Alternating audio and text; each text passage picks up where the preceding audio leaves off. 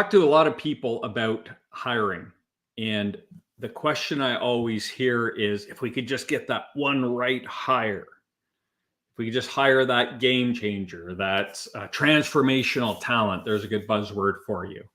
But what is the secret to hiring transformational talent? Is your business set up to do that? Are you ready as a business owner to hire someone who might know more than you? Welcome to the KeyHire Solutions Small Business Podcast. My name is Corey Harlock. I'm the creator of KeyHire, and I'll be your host today. We have a good news, bad news scenario for you. And if you like me, you like the bad news first. The bad news is we don't have a guest. You're stuck with me. The good news is there's no good news. I'm sorry. So it's just us today. But I wanted to kind of spend some time talking about how do you change your definition of what good looks like when it comes to trying to grow your small business and get to the next level and reach those the next goal. As always, if you have any questions, please drop them in the comment box or the whatever you're watching on. If you're tuning in on YouTube, welcome. If you're watching us on LinkedIn, welcome. But if you're please drop questions in there as we go. Happy to answer those. If you like what you're hearing, give us a like, give us a share, give us a follow. We'd love for you to do that. So let's talk about this. Now, we talk about small business. To us at KeyHire, small business is a generic term. We understand that there are 5 different categories of what we call our key owner stages.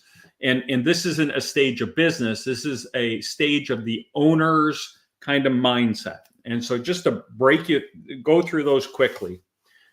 The beginning stage, kind of the far right stage here, or far left, I guess, if we're looking here, is the overwhelmed business owner. And the analogy is, the wheels have fallen off the machine. Picture the business owner, he's scratching his head. He's looking at his machine, and all the wheels are falling off, and they're just kind of a sense of overwhelm, highly stressed. Maybe they might say something like, man, I don't even know where to start. I don't know what's going on. We used to be able to, this business used to run fine, and now we're all working 60 hours a week. Our only input is time, and we are really just kind of going at the red line here, and I don't see it getting any better in time. In fact, I feel like it's getting worse. Then the next transition would be to the unsure business owner. So we call these the squeaky wheels. So the wheels haven't fallen off the machine, but they might be close to it, right? And they're squeaky, and you hear it, and there's a noise. Now, these business owners aren't as stressed because they're still able to but they're definitely know we have a problem. We can't really point to it yet. We're not at the red line. We're approaching red line. And so that's what the unsure about. Like, I know I have problems. I think I have something over here, maybe over here. So we're unsure about our problems, but we know we have them. Then as we go into the kind of next stage, we call these the curious business owners. And this is the wobbly wheel. So not all the wheels we don't have problems all around. This is a business owner who's curious, and they're saying, I think I have a problem here. But I don't know what my options are. How do I deal with it? What is the problem? So that's our curious business owner. Then the next stage is our growing business owner. And these are business owners who are, if we use the wheel analogy, we're upgrading their tires, right? We're putting low profiles and sweet rims on the car. And these are the business owners that are saying, hey, I'm growing. I know I'm lacking capacity. I know I have some talent gaps and constraints. I know I need to upgrade some roles. Then we get into the 5th and final stage, which is a strategic business owner. And that strategic business owner, we're just adding wheels to the vehicle. These guys are, and men and women are dialed in, and they're like, hey, I know what I need. I don't need you to help me create what this is. I just need you to start filling in roles for me so we can keep this momentum and keep this show on the road. So as we look through those kind of that progression of key owner stages, talent is important. Talent is the one thing in a small business, maybe not the one thing, but one of the most important things a business owner can do to inject experience, capacity, ideas, process, procedure into their business. And that sounds easy to do, but if we look at this kind of statistically, the three biggest hiring mistakes a business owner makes when they do DIY talent acquisition or recruiting or hiring is, number one, they don't clearly define what they're hiring for. So they go in with a "I'll know it when I see it" attitude. Number two is they hire for current needs and not future needs. So we're doing $10 million a year. I need someone who can just help me today, come in here and put some fingers in some holes, stop the bleeding, with no eye to the future. Because what happens is, if you hire someone for your $10 million a year business, and that $10 million, you've maximized their capacity and ability, what happens when you go to 12? What happens when you go to 15? You're in the same spot. You had a high performer at 10, at 12 they struggle, and then we go to 15 and now they're really not able to perform. And as a curious business owner, you might say, I have a problem right there. Now, what do I do about it? The third mistake that a business owner would make is they don't have the right hiring process, or it's ad hoc. We're going to bring them in. We're going to do this. We're going to do that. Oh, so-and-so was in here. Let's bring them back. I did a pre-screen. They sound great. All the biases kick in, right? I love them. They think like me. We're not hiring for complementary skill sets. We haven't designed the role. We haven't thought about adding capacity to the role. And then when it comes to a process, we haven't created a hiring process that will complement the first two, right? So we haven't built questions around capacity, experience. We haven't designed a role saying, well, I'm really strong in this area of the business. We need someone who's really strong over here, so then we can work together and build a better process and procedure. So we understand what the mistakes are, and we understand kind of what our key owner stages are. We have the overwhelmed, the wheels are off the machine. We have the unsure, squeaky wheels. We have the curious, wobbly wheel. We have the growing, upgraded wheels. And then we have the strategic, adding wheels, right? And so how do you change your definition of what good looks like? And the first and key element to all of this is understanding where you want to go. Now, when we work with clients, one of the first questions we ask them are, what are your goals and aspirations for this company? And, I have a client right now, and their answer is, we want 12% year over year growth for the next 10 years. Really clearly defined. Now, some people, their goal might be, I want to double my business in 5 years. Some people might say, we're at 10 now and we want to be at 30 million in 8 years.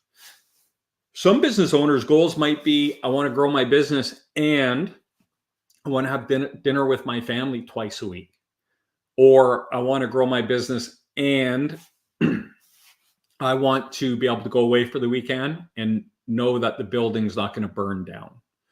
Some people might say, I want to grow my business and I have a summer home that I would actually like to spend time at. So I'd like to be able to take big chunks of time away from the office and know that business will run. And the only way you can accomplish any of those goals is by putting what we call professionals. We don't own the copyright on that term, obviously, but you want to put a professional in these roles where you might have someone who is doing the best job they can, giving you 100%. They're there, they're on board, they're working hard, but they're lacking the capacity, the ability, the experience to add value to your processes and procedures in the business to alleviate that pain. the bigger the business gets, the harder it is for them to meet the standard. Where they used to be the standard, now they're struggling to meet the standard. And that happens if we look at how businesses come to fruition. Someone has an idea, they start a business, they hire their neighbor, they hire their cousin, they hire the cousin's neighbor, and everyone pitches in and does whatever they have to do to move that business forward. That's not the wrong way to start a business. In fact, that's probably, unless you're going, you're very well, you're going into tech or biologic company or something like that, where you're going to go for rounds of funding. Most people are bootstrapping, and that's how they're starting their business. And that's the exact right way to start a business. But if you do a good job, you're going to come to a crux where the business volumes or the demands of whatever if you're selling a service or a product, become greater than the experience and the ability of the people that you have working for you. And that is the best and worst situation you could ever have in your business. And I'll tell you why. It's the best because you're there to grow.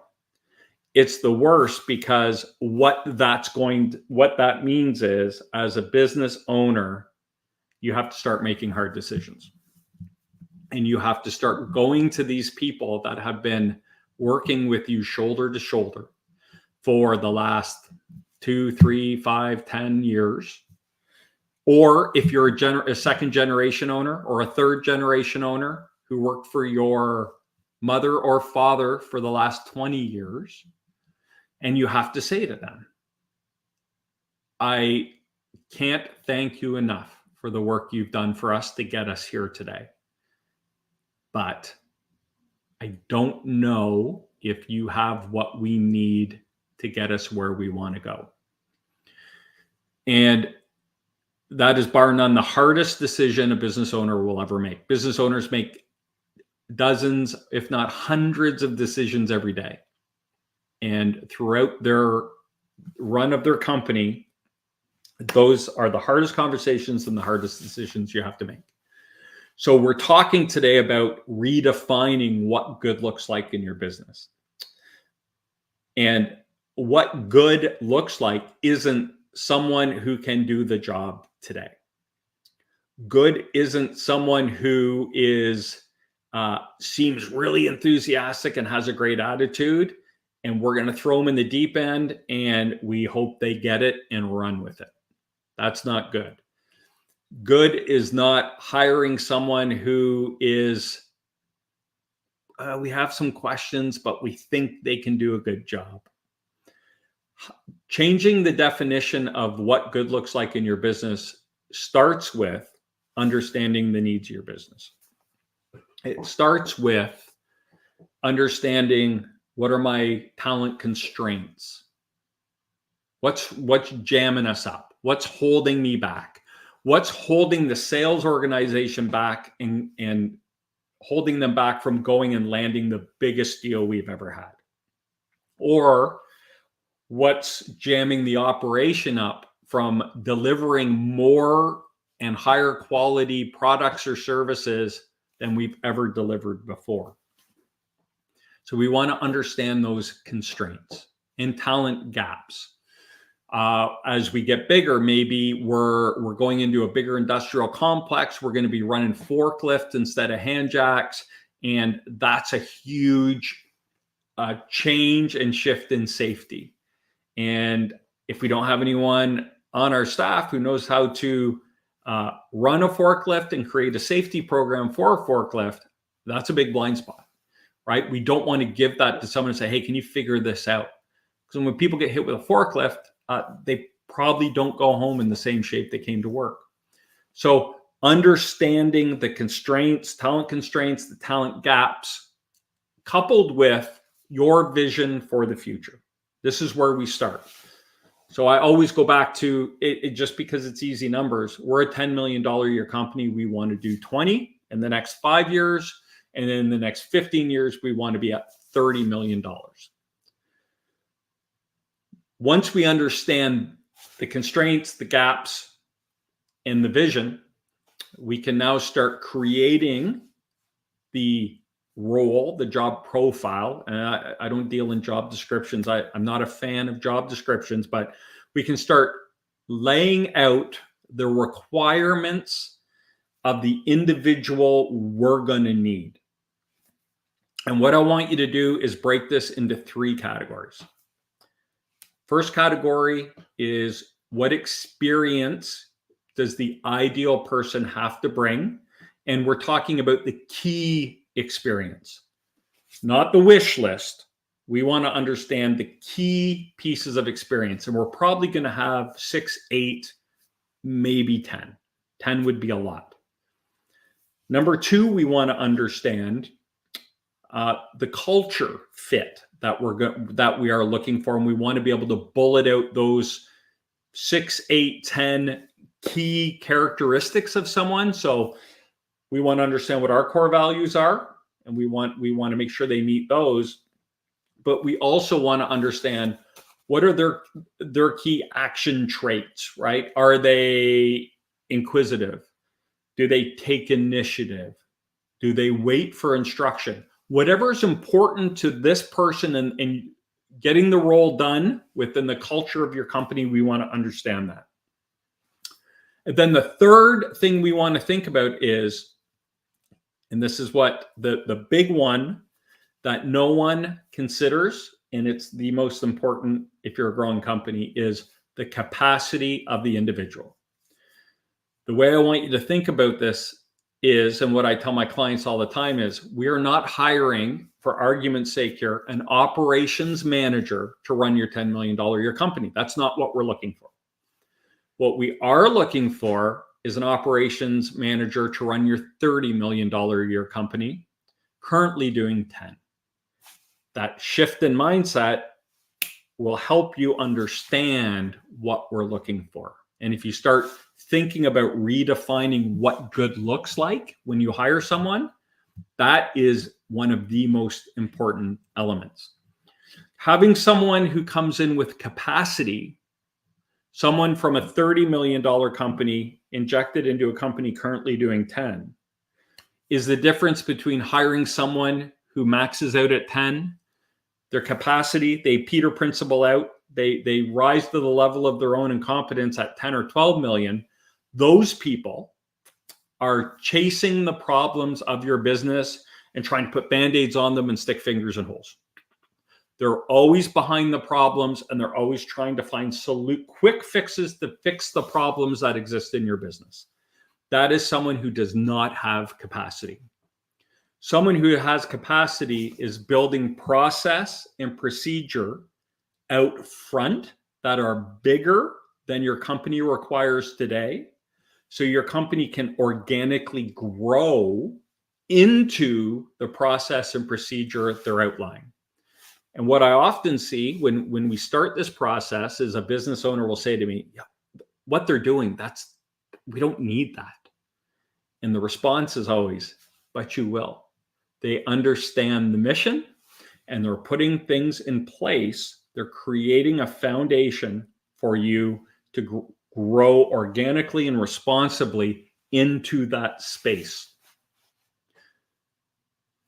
When you get this right, when you understand what those key pieces of experience are, and this is not like added hard worker. That's not what we're looking for. If I'm looking in a manufacturing facility that's doing $15 million a year and they're getting jammed up because of process and procedure, they can't deliver, or their OTDs are late, or their quality is suffering, or people are getting hurt on the job, we definitely have a talent gap and a constraint here. If that's happening in your business, there is a constraint. And if we can build the right process and procedure around that, that will go away, right? Things will get more efficient. Your on-time deliveries will improve. Your quality will go up. And that's what the right professional can bring to the table. The unintended consequences of bringing in professionals with the capacity to make improvements in your business are your business runs better and you have more time. When you hire someone who's better than you are in a specific area of your business and they are a professional with capacity, they'll take responsibility. They will set your operation up to run more efficiently. They will require less of you so you can focus on other parts of the business, or you can leave at a reasonable time and have dinner with your family, or you can go away for a weekend and know that you have a capable leadership there to take that business over for you or to run it for the weekend. But there are some challenges. So that's the easy stuff. What we just talked about, defining what that right person looks like, putting a process in place that is going to get that person excited about your opportunity, putting a package together that will excite them and tempt them and make them say, yes, I will come and work for you, and not making sure that we're keeping them whole in terms of salary, title, bonus, benefits, all that good stuff. And there's lots of ways we can do that. That's the easy stuff. What the hardest part is for a business owner, and there's a couple points here, but the first one is understanding that as you integrate this business into your organizational structure,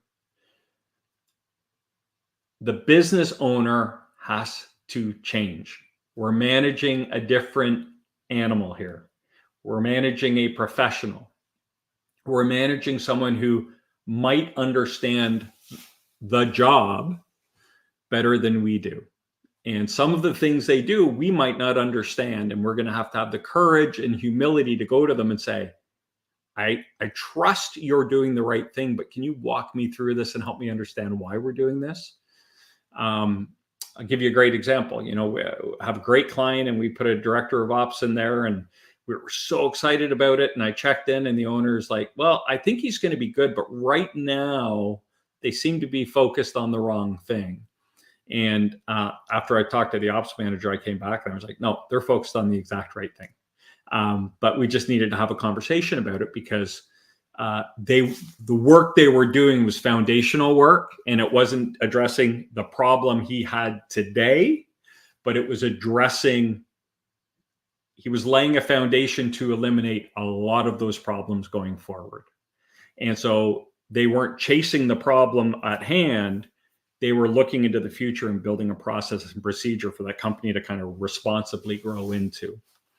So we as business owners have to have some humility and an understanding of, I need to step back and let them do what they do. I'm not saying on day one, there's a filling out process here. We need to establish trust and we need to understand what's happening, and we can't let everything fall apart while we're building this process and procedure. As business owners, we need to step back and be a little humble and say, okay, I'm going to believe in the process. I'm going to trust in the process and see what happens. That's one of the unintended consequences. Number two, and I kind of touched on this, is, they're going to bring things to the table you've never heard of, concepts you've never heard of.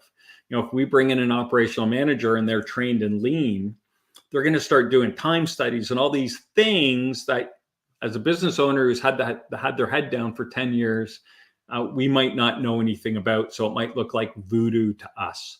And so we have to be open-minded and understanding of the things they're going to bring to the table. So those are some of the unintended consequences. And that's the hard stuff, is changing that our mindset from, we've been in a position where we've had to jump in and help, and we've had to challenge people to meet deadlines, and we've missed deadlines, and we've had to work extra hours. Those are all the right activities.